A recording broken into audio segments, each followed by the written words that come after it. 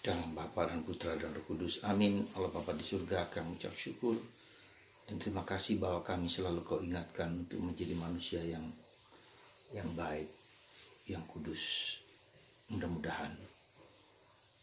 Tetapi terlebih menjadi manusia yang utuh, yang satu dalam pikiran, hati, dan perasaan, dan menjadi damai dengan diri sendiri, menerima diri sendiri apa adanya. Terpujilah namamu kini dan sepanjang segala masa. Amin. Saudara, hari ini Yesus masih mengecam orang-orang Farisi dan ahli Taurat yang mengajarkan tetapi mereka tidak menjalankan apa yang mereka ajarkan. Dan ini merupakan suatu tantangan bagi kita, entah sebagai pastor, entah sebagai suster, entah sebagai bapak dan ibu keluarga. Kita seringkali mudah bicara kepada orang lain, tapi kita tidak menjalankan apa yang diperintahkan Tuhan bagi kita. Bantu kami, bantu kita supaya kita semakin menyadari panggilan kita sungguh-sungguh untuk menjadi manusia yang kudus seperti diminta oleh gereja. Dan itu ternyata bukanlah sesuatu yang gampang dan mudah. Betapa kita berjuang terus-menerus untuk mengalahkan diri sendiri, mengalahkan ego kita. Dan kita sungguh-sungguh diundang untuk bekerja, memperbaiki diri, memulihkan diri, membaharui diri. Nah,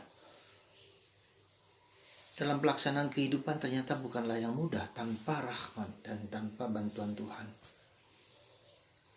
Jadi Tuhan sungguh-sungguh memberikan segala-galanya bagi kita supaya kita layak dan pantas bahwa akhir hidup kita adalah bersatu dengan Dia. Kita bukan lagi melihat yang di belakang, tetapi melihat yang di depan, akhir dari perjalanan hidup kita. Siapakah kita?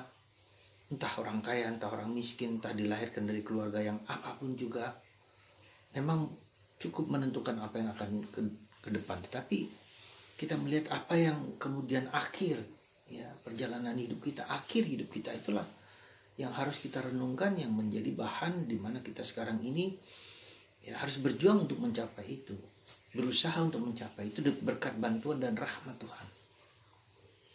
Tanpa rahmat Tuhan, tanpa anugerah Tuhan, kita tidak mungkin dan tidak dapat menjadi lebih baik seperti yang Tuhan harapkan bagi kita. Jadi sekali lagi saudara, semakin lama kita semakin diharapkan, didesak, mengerti pemahaman tentang panggilan keselamatan itu. Nah, saudaraku terkasih dalam Kristus, di tengah masyarakat Indonesia terutama yang begitu banyak aliran keagamaan, entah kejawen, entah agama non-Kristen, entah Islam, Kristen, Hindu dan Buddha, ya. Seringkali orang mudah sekali terpengaruh, terkecoh, ya. Seolah-olah di luar agama Kristen, di luar Kristus ada keselamatan. Benar, keselamatan hanya ada pada Yesus. Sekali lagi kita harus membedakan keselamatan dan kebenaran. Kenapa disebut keselamatan hanya di dalam Kristus? Karena Kristuslah berasal dari Allah, dari Tuhan, dan itu kita lihat dalam sejarah keselamatan. Bukanlah sesuatu yang sekarang ini, tapi sesuatu yang dimulai sejak awal penciptaan hingga sekarang. Kita melihat bagaimana Tuhan merencanakan keselamatan. Sekali lagi, di dalam Kristus hanya ada keselamatan. Dan salah satu unsur keselamatan itu adalah kebenaran. Siapakah Tuhan itu? Siapakah Allah itu? Pencipta semesta alam dengan segala misterinya yang luar biasa. Yang kita lihat di dunia ini adalah sebagian dari misteri Allah yang tak terlukiskan. Anda tahu gak bahwa ada planet lain di dunia ini? Anda tahu gak bahwa mungkin ada makhluk-makhluk lain selain manusia? Kita juga tidak tahu. Yang kelihatan dan yang tidak kelihatan. Begitu luar biasa, begitu, ya. Tetapi Tuhan berbelas kasihannya kepada manusia. Nah, karena itulah Dia sendiri, ya, Allah sendiri yang memberikan dirinya sendiri dalam putranya Yesus, dalam sabdanya, ya, lalu membawa kita, menebus kita, menyelamatkan kita supaya kita menjadi kembali ke tempat di mana kita berasal dengan mengirim Roh Kudus. Dalam hal ini Yesus bersama para rasul, gereja Katolik dan seterusnya ya yang sekarang ini menjadi, maka di dalam gereja Katolik fullness of the truth, keseluruhan kebenaran ada di dalam gereja Katolik, karena rentetan sejarah keselamatan itu hanya di dalam gereja Katolik. Nah, tidak berarti di agama lain tidak ada kebenaran. Ada kebenaran, tetap ada di agama-agama lain, bahkan yang tidak beragama lain pun, yang tidak menyebut diri agama, kepercayaan dan seterusnya, ada kebenaran, tetapi kebenaran itu tidaklah full. Jadi kita harus bisa membedakan kebenaran, keselamatan dan kebenaran di dalam Kristus. Di dalam Kristus hanya ada keselamatan di dalam Yesus. Ini kita harus pegang itu. Ya. Di luar agama yang menganut kepada Kristus, terutama dalam agama Katolik, kepenuhan keselamatan di sana. Nah, di tempat lain ada kebenaran-kebenaran yang tidak penuh. Ya. Mungkin seperempat, mungkin setengah, mungkin sedikit, mungkin apa. Tidak apa-apa, asalkan mereka menghayati kebenaran itu dengan baik, is okay. Ya, jalankan itu. Kebenaran itu apa? Nah, kebenaran itu kemudian kita lihat di dalam apa kehidupan kita, yaitu dengan hati nurani. Lakukan yang baik, hindari yang jahat. Itulah yang kemudian menjadi menjadi benang merah dari seluruh kepercayaan, seluruh keyakinan adalah lakukan yang baik, hindari yang jahat.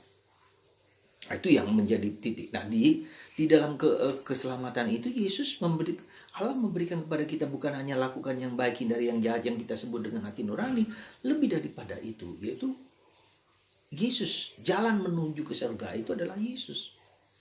Karena Yesus berasal dari Allah, maka dia tahu jalan kepada Bapa karena dia berasal dari surga, dari Allah. Nah, itu yang bisa yang membedakan. Jadi kita harus memiliki pengertian yang benar tentang keselamatan itu. Kalau tidak, nanti kita kacau balau. Ya. Kacau balau. Kita tidak yakin dengan apa yang menjadi kaya. Maka kita setengah-setengah dalam penghayatan kita kepada Tuhan Yesus di dalam gereja itu. Dalam gereja itu begitu kaya dengan segala kekayaan rohani yang luar biasa. Coba Anda perhatikan gereja-gereja di Eropa, begitu indah, begitu mulia, juga dengan sakramen-sakramen, juga dengan devosi-devosi, itu begitu adalah sarana-sarana kita supaya masuk ke sana. Gitu loh saudaraku terkasih. Ya, jadi jangan mudah terpengaruh, sekali lagi. Ya mudah-mudahan tidak. Saya hanya berharap ya supaya Anda sebagai Katolik, sekali Katolik tetap Katolik. Ya, sekali Katolik tetap Katolik, karena di sanalah keselamatan itu dijamin. Ya, juga dengan adanya Bunda Maria. Jadi contoh orang yang sudah sampai ke surga itu Bunda Maria, Santo Yosef dan para kudus, dan kita sampai ke sana. Dan itulah tujuan kita. Ya, nah, maka kenapa kita sekarang berjuang dengan segala sesuatu seperti sekarang ini? Ya supaya kita sampai ke sana. Mengapa kemudian manusia sulit sekali untuk masuk sampai ke sana? Karena semua jatuh di dalam dosa. Ya. Karena dosa manusia pertama, yaitu dosa asal, kita semua kehilangan kemuliaan Allah. Dalam bacaan pertama hari ini, ya, dosa asal itulah membuat kita tidak mampu sampai kepada Allah. Maka Allah mengirim putranya Yesus untuk menghancurkan kuasa dosa itu, supaya kita sampai kepada Allah.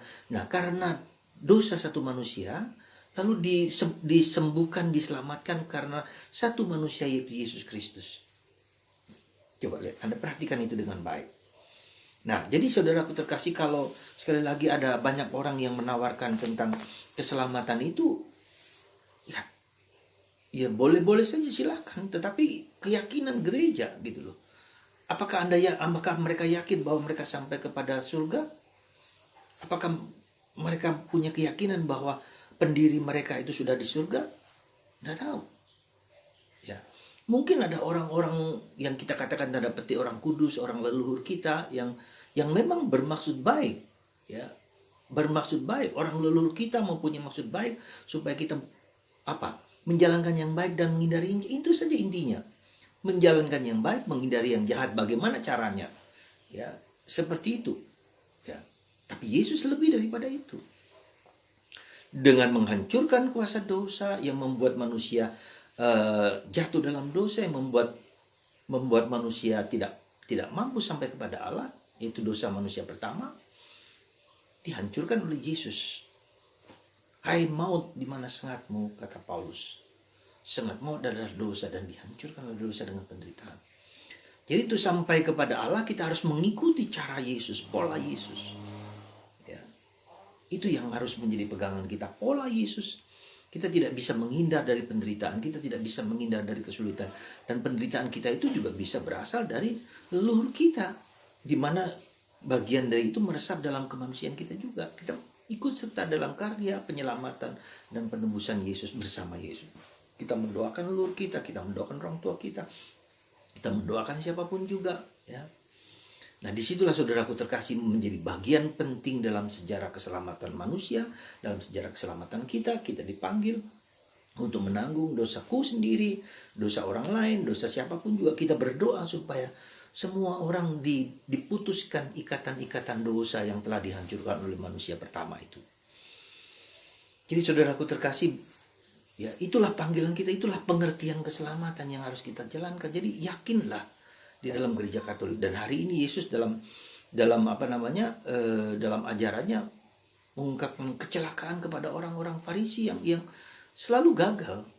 Coba kita lihat dalam Perjanjian Lama bagaimana orang Farisi itu berkali-kali gagal, maka mereka dibuang berabad. Sejarah bangsa Yahudi itu sejarah penderitaan dan salib, sejarah penderitaan dan salib, sejarah juga protes dosa mereka. Gitu. Bagaimana? Coba lihat dalam sejarah bagaimana orang Yahudi dibuang ke Syria, di Babilonia, ya, Israel dihancur leburkan, negara-negara kerajaan-kerajaan asing menghancurkan Israel, kerajaan Roma. Coba itu lihat semua. Seperti itu sejarah keselamatan. Nah, sekarang Israel baru itu siapa? Ya gereja Katolik. Gereja Katolik juga tidak lepas dari banyak segala skandal, banyak segala problem, banyak segala kesulitan. Tapi di tengah segala macam dosa itu ada sisa-sisa Israel yang kecil yang tetap setia kepada Tuhan. Dan itulah kita semua. Ya, karena iblis tidak suka juga kita menjadi baik dalam kehidupan itu. Maka ya, cara satu-satunya yang dibuat oleh Tuhan, dan cara Tuhan itu adalah salib, penderitaan. Maka saudaraku terkasih, ketika Anda mengalami salib, lihatlah ini menjadi bagian dari kita yang mau membaharui, yang hidup kita mau dibaharui oleh Tuhan. Jadi kita mau dipulihkan oleh Tuhan, bersama Tuhan, dan memanggul salib yang berat, yang tidak mudah ini bersama Yesus, dengan Yesus, oleh Yesus, dalam rangkulan Bunda Maria dan Santo Yosef. Mari saudara, sekali lagi kita dipanggil untuk menjadi baik, mudah-mudahan menjadi kudus lewat penderitaan dan salib yang Anda dan saya juga sedang hadapi dengan segala kesulitan dan beratnya ini. Tuhan memberkati Anda supaya Anda jangan putus asa dalam hidup ini, dalam nama Bapa dan Putra dan Roh Kudus. Amin.